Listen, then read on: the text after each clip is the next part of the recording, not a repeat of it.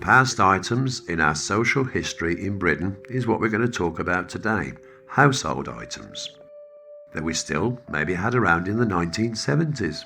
Something that reminded us of how our ancestors worked, played and connected with others, and how many, even in this era, were still using them. Remember visiting our older relatives or grandparents and seeing items that look old or odd, and they were still using them in their homes, but they still had use for them, and they were never going to throw them out. In fact, we probably had some of these items in our own homes. We questioned some items, which started conversations of their earlier years, which I always found fascinating. Mainly in the 1970s, but in many cases much earlier in our homes in society, I'm going to talk about what items that we saw in the past and how many people may not recognise them today, and particularly their functions. So, it's a look back at useful things that were part of our lives that are redundant or even gone forever. The picture rail. In many rooms in houses, that wooden strip that would go all the way around the walls for hanging your pictures or your mirrors. Some of those mirrors were heavy things. Do you remember those beveled mirrors with artists' paintings on them? Well, they had been around since the 1930s, but many homes still had them, particularly our grandparents. I'm not sure when houses were being built without picture rails, but we had one until it was taken out in the 1970s, when the council houses were being remodernised. They made sense, and I can remember people decorated differently above and below these rails, and I remember the awful colours they chose, but we were always told it's to hide the dirt. Ventilation bricks or shafts. All houses were built with them. They look like a griddle brick on the wall. This would allow air to circulate or to stop damp or mould from building up. Also, they were a release for carbon monoxide. How many people have still got them in their houses that are not covered? I can remember we used to bung ours up in the winter when it was cold. They play an essential role in air circulation. Today's houses must have ventilation, but not like the older ones, where the bricks were in the outside walls, and if you brought your eye up really close, you could actually see the outside. But much more gas was used in homes in the early years, and here's why. Gas mantle fixtures. I can remember seeing gas pipes in rooms of old houses that were blocked off, then getting a lesson in how gas was used to light their homes. The delicate gas light went white hot to half light a room, but they needed to be replaced often due to the fragility of the gas mantles. And talking about lighting, how many people remember picking up candle wax from their bedposts or maybe their sideboards in their bedrooms when they used candles to assist them reading in bed?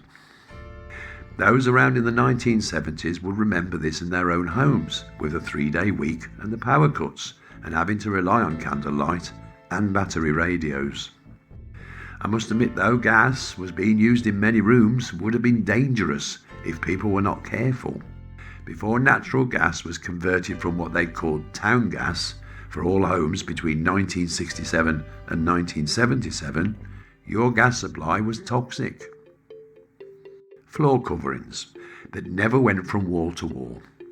Do you remember carpets and rugs that never covered the whole floor? There was a walkway all around the edge of the room that was not covered, and even though this was no longer necessary, older family relatives would still have this in their homes. The reason being that many council house rules during the earlier years included a clause that would not allow you to cover the edge of your floors. This would be to allow decorators or maintenance workers to do their jobs without messing up your floor coverings.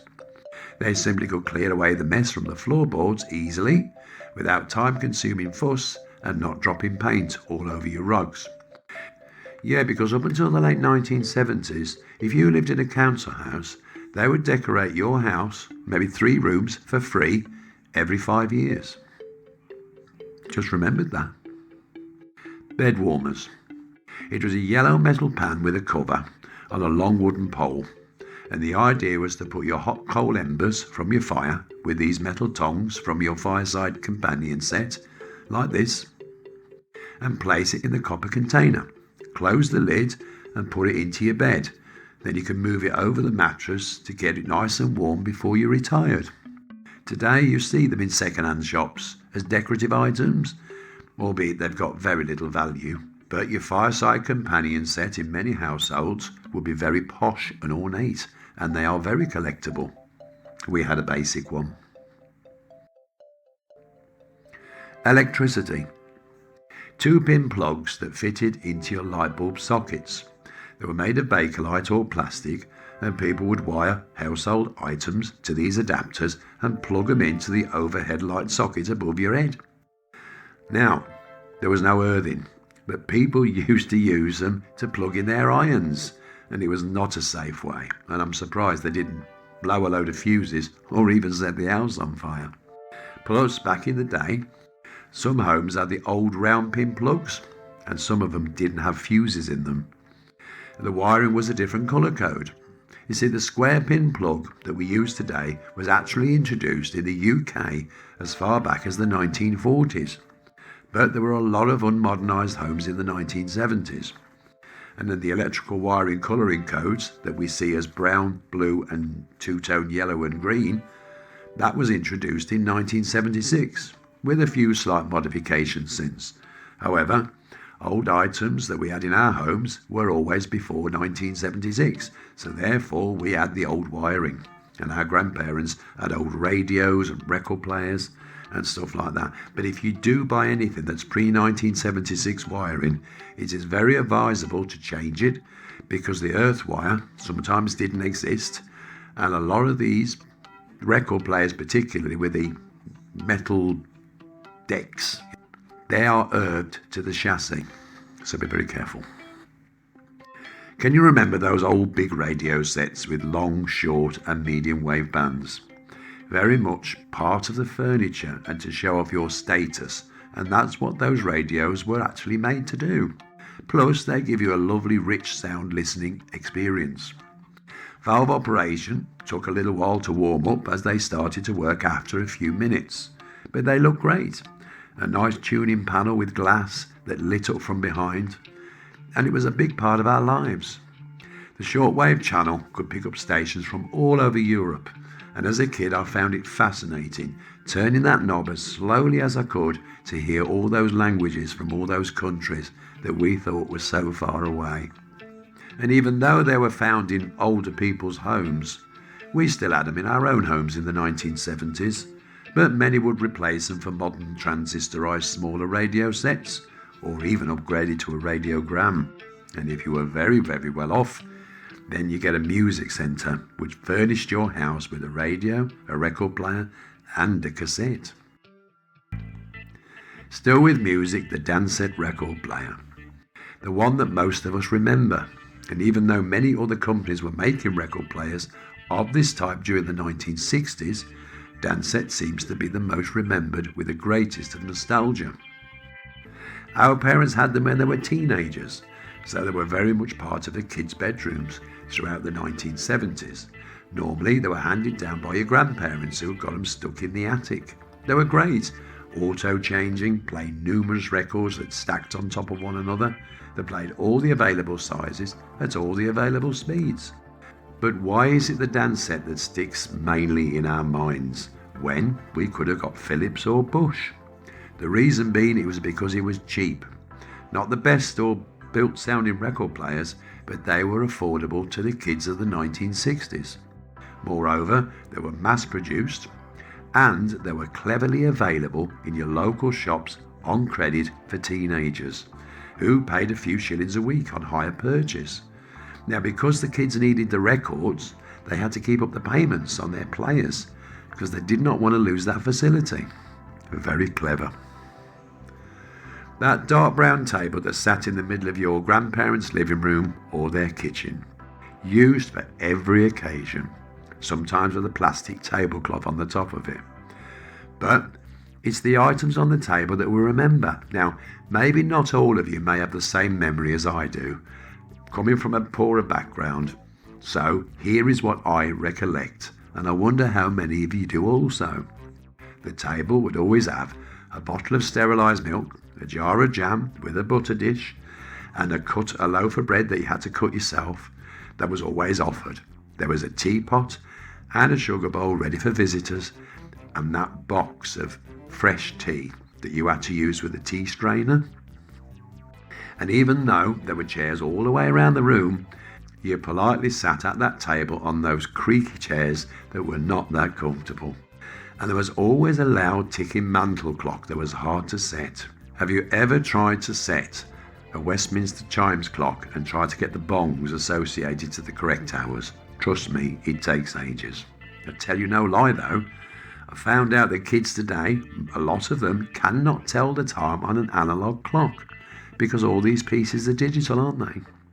But how many of you can remember your elders saying the time like this? It's 5 and 20 past 4, or it's 5 and 20 past the hour. Here, what about those awful long sticky strips that used to hang from the ceiling to catch the flies? Fly paper it was called. They were not nice to look at after a few trappings had took place. My grandmother had hers above the table where the sugar and the jam were, so therefore it kept the flies away from the sugar. Anyway, let's move on from that. I wonder what kids will think of that today. Lino or linoleum. It was very popular for years and found in our homes as well as our older relatives. Cheap and simple to lay. You just cut along the edge with a knife or a pair of scissors and it was laid on your kitchen floor for years and years. After years of constant mopping, the pattern would be totally worn away, apart from the sections that were missed, like under the kitchen table or those hard to get corners. Any leftover lino was kept to patch up the warm bits or to bung on the bathroom or the toilet floor. And lino, as I remember, was always ripped to holes very, very quickly, and it was not exactly thick either. There were many items seen in these old houses, and I bet we remember quite a few. Wind-up record players, hand mandles for squeezing your water out your clothes as well as breaking the buttons. Loads of old newspapers used to help draw up the coal fire and to cover the bottoms of your kitchen drawers and your pantry shelves. TV aerials that were shaped like a V that were never positioned for all channels. How many of you can remember seeing when visiting your elderlies or even in your own homes? We wasted nothing and replaced things only when they were completely broken or beyond repair. Always inviting, you were always made welcome, even though times were hard and money was scarce for many families. Well, I hope you have had some warm memories from your houses that you visited when you were a kid in the 1970s. Just wanted to say one thing as well. I actually went out and bought one of those Bissell cleaners, like I was advised to, from a car boot sale for a £5, because I did give it a bad review. I tried it on my floor and it did exactly the same as it did in the 1970s. It picked up the rubbish from one end of the carpet and dropped it on the other. So on my second review, I do apologise. It's 2 out of 10. Anyway, I'll leave you with that and say thank you so much for watching. But moreover, if you have any ideas of what you'd like to see me do and to research and do a little video around, please let me know in the comments. Thanks again for watching, and bye for now.